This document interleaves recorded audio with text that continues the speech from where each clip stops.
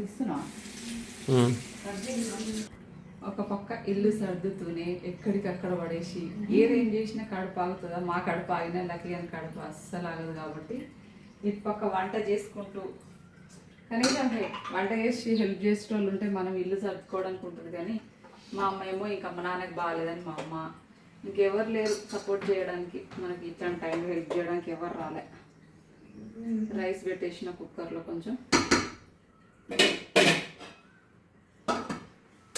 ఇంకో పక్కనేమో ములక్కాయ పచ్చడి చేసిన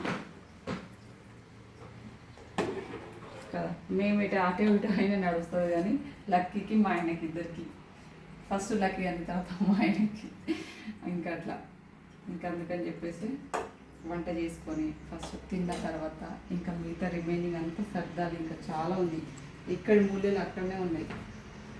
ఇలా సర్దుకున్నాం ఫస్ట్ అది తినేసి. ఓకేనా, బాయ్.